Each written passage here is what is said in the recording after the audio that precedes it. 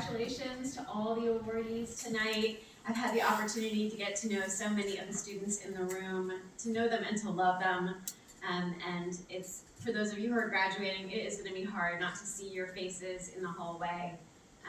Saying hi to you as we walk the halls, having you pop into our offices, going to the events that you organize. That's part of, you're the backbone of the college, and it brings us all so much joy to see you do that work. So we're going to miss those of you who are graduating, and so glad that some of you are coming back to keep doing the work.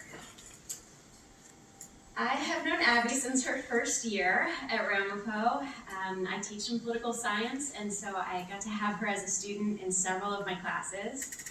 And it's been so exciting to witness her journey these last few years while she's been here.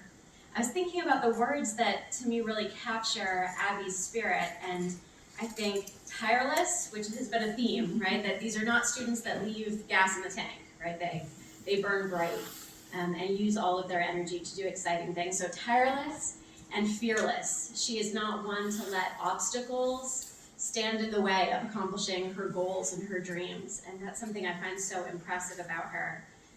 When she was a sophomore, she won a Gilman Scholarship that enabled her to study abroad in Italy, but she used that as a launching point to explore Europe. And she came back with a real fire. She already was very interested in the world and curious about other countries and concerned with all sorts of public issues that she wants to impact. But that was one of the turning points that I saw really change Abby in so many positive ways. She had internships in the New Jersey legislature. She interned in an immigration law office, and through those experiences helped find her stride as a public servant and as a future immigration lawyer. She's won on-campus and off-campus scholarships for her leadership and her engagement. And you heard that she serves as an EMT. The tirelessness that we've heard about with so many students is certainly a big part of Abby. It often felt like a game of where's Abby on campus.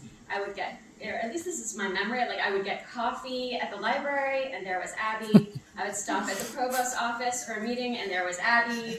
I would go to class and there was Abby, and then happily I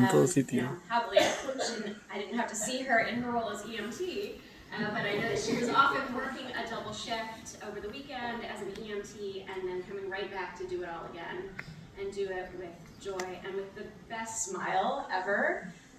When Abby smiles, her whole face lights up, as you know, and her eyes get big, not with naivete, but with excitement for the challenges that are ahead, and with energy to approach those challenges. And I have always admired that and found that infectious myself.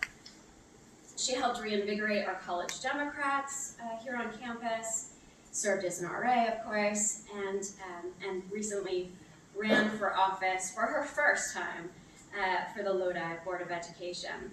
And again, there are a million reasons why she maybe shouldn't have done that, right? That it might have seemed like a crazy idea, that she's young, and that she hadn't previously run for office, but she knew that the best way to connect with her community and to lay the groundwork for the future public service and impact that she wants to have was to just do the work, right? To roll up her sleeves and go out and build those connections in her community. So we're so proud of her. All of this reflects who Abby is and the things that she values most. A first-generation college student, Abby is also a first-generation American, and she has been so influenced by her wonderful family. I was so happy to get to meet Abby's parents for the first time tonight, and I've heard so much about them over the years and about all of her family. She always had them at the front of her mind in these various roles she's played on campus, from her grandfather's service as a mayor in a small indigenous community in Peru, to her mom and sister who are Ramapo graduates from our nursing program, and to just her drive to make her parents proud every day. And I know that she has succeeded in that. One moment that I will always remember when I think about Abby's time here happened last spring. Maybe some of you have seen the footage. Univision organized these Spanish language town halls that were televised.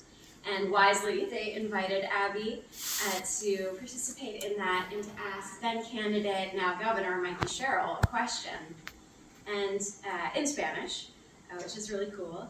And she asked now Governor Mikey Sherrill, about what it was like to be a woman seeking high office and shaping her community.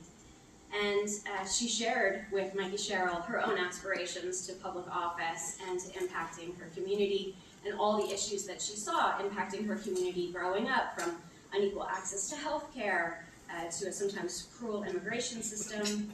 And Mikey Sherrill looked at Abby and said, "You give me hope." That's how I feel about Abby Rojas. You give us hope for the future. And I am so proud to have you representing Ramapo College and the people of New Jersey, and I can't wait to see what you do next, Abby.